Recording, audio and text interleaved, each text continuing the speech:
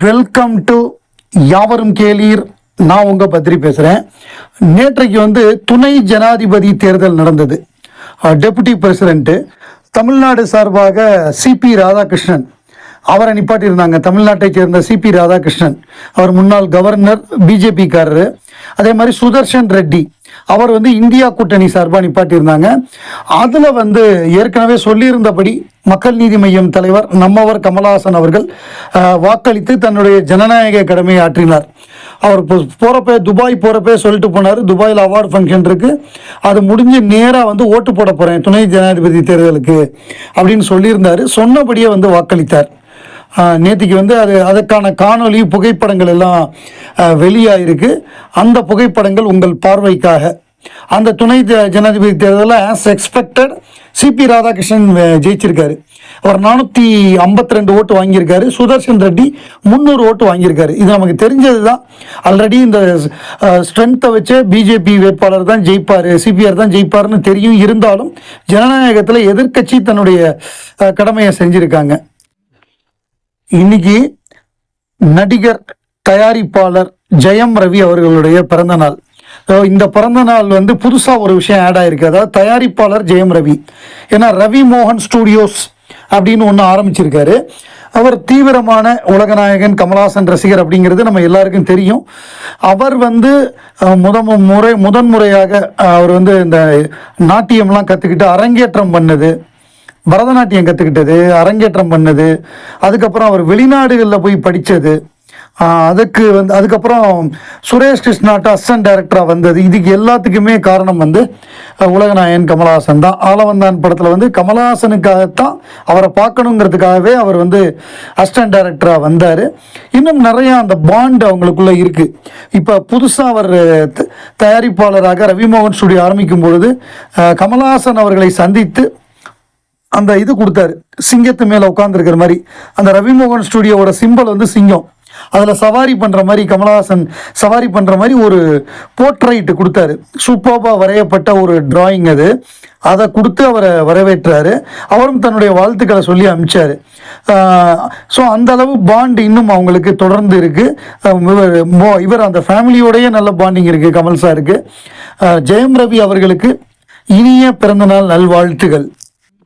இசைஞானி இளையராஜா அவர் திரையுலகத்துக்கு 50 வருடங்கள் ஆச்சு. கோல்டன் ஜூப்ளி இயர், அதாவது 75 2025 இந்த 50 வருடங்கள் ப்ளஸ் அவர் சமீபத்தில் தன்னுடைய சிம்பனியை அரங்கேற்றினார் லண்டனில். அதனால் தமிழக அரசு என்ன முடிவு பண்ணியிருக்காங்கன்னா, இசைஞானி இளையராஜாவுக்கு ஒட்டுமொத்தமாக இந்திய திரையுலகத்தை, குறிப்பாக தமிழ் திரையுலகத்திலேருந்து கமலஹாசன், ரஜினிகாந்த் இவங்களெல்லாம் சேர்த்து ஒரு மிகப்பெரிய ஒரு பாராட்டு விழா நடத்தணும் அப்படின்னு திரைத்துறையில் இசையமைப்பாளர் இளையராஜா 50 ஆண்டுகள் நிறைவு செய்ததை ஒட்டி செப்டம்பர் 13 தமிழக முதலமைச்சர் ஸ்டாலின் தலைமையில் சென்னை நேரு உள்விளையாட்டு அரங்கில் பாராட்டு விழா நடத்தப்படும் என தமிழக அரசு அறிவிப்பு. அதில் நடிகர்கள் கமல்ஹாசன், ரஜினிகாந்த் ஆகியோர் பங்கேற்பு அப்படிங்கிறத சொல்லியிருக்காங்க. இதில் இன்னொரு விஷயம் என்னென்னா, நம்ம வேறு கட்சியில் இருந்தால் கூட ஒரு முக்கியமான விழா எடுக்கிறாங்க அப்படின்னா அதில் எல்லா கட்சிக்காரங்களும் கலந்துப்பாங்க. இப்போ கமலஹாசனே இருக்கார், அவருக்கு பிடிக்காத ஒரு கட்சி ஒரு விழா இருந்தால் கூட அதில் நம்முடைய முன்னோடிகளுக்கு ஒரு விழா இருக்குன்னா அதில் அவர் கலந்துக்குவார். பட் விஜய் ஆனால் செப்டம்பர் 13 தன்னுடைய தேர்தல் பிரச்சாரத்தை ஆரம்பிக்கிறார். தன்னுடைய முதல் தேர்தல் பிரச்சாரத்தை அவர் இந்த விழாவில் கலந்துக்கல. அஜித் எந்த விழாலையும் கலந்துக்க மாட்டார் அப்படிங்கிறது தெரியும். ஸோ இந்த மாதிரியான இவங்களுடைய அணுகுமுறை இருக்குது. அதாவது யாரை பற்றியும் கவலை இல்லை, எதை பற்றியும் கவலை இல்லை.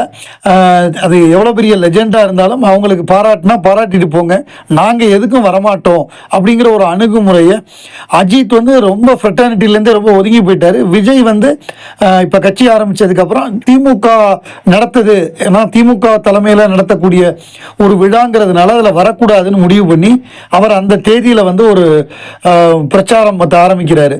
ஸோ இந்த மாதிரி போயிட்டுருக்கு. இது ஆரோக்கியமான அணுகுமுறையா அப்படிங்கிறது நமக்கு தெரியலை. இப்போ லேட்டஸ்ட்டாக ஒரு பிக்சர், உலகநாயகன் கமலஹாசன் ஸ்டைலாக கூலிங் கிளாஸ் போட்டு ஒரு டேபிளில் கை வச்சிருப்பார். அந்த டேபிளில் யானை இருக்கும், அதுக்கு மேலே 1911 அப்படின்னு ஒரு இயர் போட்டிருக்கு. ஸோ இது சம்மந்தமாக நிறையா இன்ஃப்ளூயன்சர்ஸ் ஹேஷ்டாக் போடுறாங்க. என்னென்னா இம்பார்ட்டன்ஸ் ஆஃப் கேபிட்டல்ஸ் அப்படின்னு ஹேஷ்டாக் போடுறாங்க. கமலஹாசன் 1911 போடுறாங்க. இது எதனால போடுறாங்க? நமக்கு வந்து அந்த 1911 சிக்னிஃபிகன்ஸ் தெரியும். இந்த 1911 சிக்னிஃபிகன்ஸ் என்ன அப்படின்னா, 1911 தான் வந்து கல்கட்டா வந்து ரெண்டாக பிரிஞ்சிருந்த கல்கட்டா ஒன்றா சேர்ந்தது. அப்புறம் நம்முடைய இந்தியாவுடைய அப்போ பிரிட்டிஷ் இந்தியாவுடைய கேபிட்டலாக கல்கட்டா இருந்தது, டெல்லியாக மாற்றினாங்க.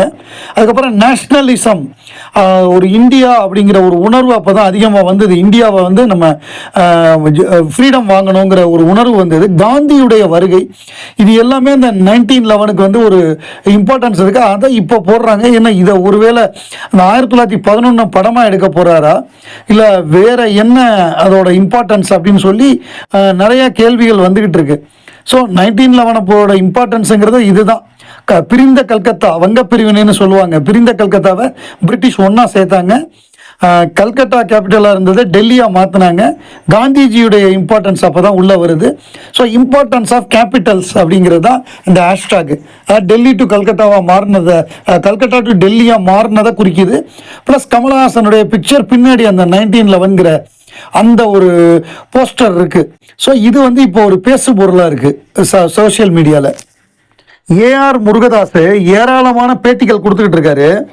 அதில் ஒரு பேட்டி என்னன்னா, முன்னாபாய் எம்பிபிஎஸோட ரீமேக் வசூல்ராஜா எம்பிபிஎஸ் அவர் டைரக்ட் பண்ணுறதா இருந்துதான். அப்போ அவர் என்ன கண்டிஷன் போட்டிருக்காரு? ரெண்டே கண்டிஷன் தான் போட்டிருக்காரு. ஒன்று, இந்த படத்தில் கமல் சென்னை பாஷா பேசக்கூடாது. 2, இந்த படத்துக்கு கிரேசி மோகன் வசனம் எழுதக்கூடாது அப்படின்னு கண்டிஷன் போட்டிருக்காரு. நல்ல வேலையாக இந்த படத்தை அவர் இயக்கலை. நல்ல வேலையாக இது ரெண்டும் நடக்கலை. ஏன்னா அதில் வந்து நம்ம இவர் சஞ்சய் தத் வந்து அந்த மும்பை பாஷா பேசியிருப்பார். அதில் உள்ள வார்த்தைகள் மாமு, சர்க்கியூட் அப்படின்லாம் பயங்கரமான வார்த்தையெல்லாம் பேசியிருப்பார். அதுதான் பெரிய ஹிட் ஆச்சு. யாருமே எதிர்பார்க்கல. சஞ்சய் தத்துக்கு டோட்டலாக மார்க்கெட் அவுட் ஆகி திடீர்னு வந்து இந்த படம் வர்றப்ப எல்லாருக்கும் ஒரு சர்ப்ரைஸாக இருந்தது. பட் கமல் எப்பொழுதுமே டாப்பில் தான் இருக்கார். அவர் வந்து ஒரு படம் நடிக்கிறாருன்னா அதுக்கு எப்போதுமே எதிர்பார்ப்பு இருக்கும். அந்த படத்துக்கு நல்ல வேலையாக ஏஆர் முருகதாஸ் டைரக்ட் பண்ணலை. அதுக்கு வந்து கரெக்ட் வந்து இவர் தான், கிரேசி மோகன் தான் கரெக்டு. இவர் தான் நம்ம சென்னை பாஷா தான் கரெக்டு. மார்க பந்து மொத சந்து கவிதை அப்படிங்கிற மாதிரி அந்த மாதிரிலாம் டைலாக் வேற யாருமே எழுத முடியாது. குங்குமத்தில் ஒரு கவர் ஸ்டோரி போட்டிருக்காங்க. கமல்ஹாசன் ரஜினிகாந்த் ப்ராஜெக்டை பற்றின ஒரு அறிவிப்பு தான் அது. கமல், ரஜினி, லோகேஷ் ஆகியோர் இணையும் படம். இன்பநிதி வந்து ரெட் ஜெயண்ட்ல தயாரிப்பாளர். ராஜ்கமலும் ரெட் ஜெயண்டும் சேர்ந்து இந்த படத்தை தயாரிக்க போறாங்க. லோகேஷ் கனகராஜ் கமலை வச்சு எடுத்த விக்ரம் படம் மாபெரும் வெற்றி. முந்தைய வசூல் சாதனை எல்லாம் முறியடிச்சு இண்டஸ்ட்ரி ஹிட் ஆனது. ரஜினியை வச்சு அவர் எடுத்த கூலி படம் 4 நாள்ல 400 கோடி வசூலப்பட்டது. அதுக்கு பின்னாடி அதோட வசூல் குறைஞ்சாலும் தமிழ்நாடு ஷேர் வந்து ஒரு 75 கோடி வரும் அப்படிங்கிற மாதிரி சொல்றாங்க. இப்ப 2 பேரும் சேர்றப்ப அதாவது ராஜ்கமல் ஆபீஸ் ரொம்ப ராசியான ஆபீஸ், அங்க எனக்கு போட்டு கொடுங்க, ஆபீஸ் போட்டு கொடுங்க அப்படின்னு லோகேஷ் கேட்டதாகவும், அங்க ஏற்கனவே வேற ஒரு படத்தோட டிஸ்கஷன் நடந்துகிட்டு இருந்ததுனால அவங்கள வேற இடத்துக்கு அனுப்பிச்சிட்டு லோகேஷுக்கு அந்த ஆபீஸ் கொடுத்துட்டாங்களாம். பல 10 ஆண்டுகளுக்கு பிறகு கமலும் ரஜினி இணைந்து இந்த படத்துல வேலை செய்ய போறாங்க.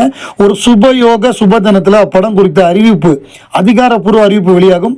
அன்றைய தினம் தமிழ் சினிமா மட்டுமின்றி இந்திய சினிமா உலகமே அதை கொண்டாடும் என்பதில் மாற்றம் இல்லைன்னு சொல்லி அரங்கம் அதிரட்டுமே அப்படின்னு சொல்லி முடிச்சிருக்காங்க குங்குமத்துல.